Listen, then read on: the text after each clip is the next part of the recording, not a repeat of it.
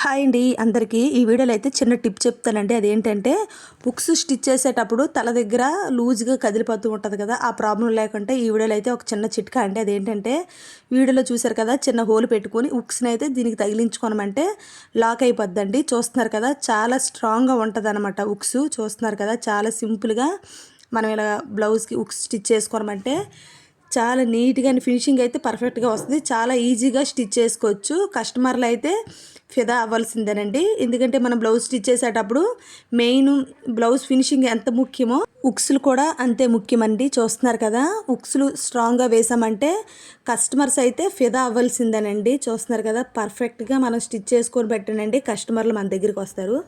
అది మనం ఎలా పెడితే అలా స్టిచ్ చేసి ఇచ్చామంటే హుక్స్లు ఊడిపోయి ఒకటికి 10 సార్లు మన దగ్గరికే వస్తుంటారు.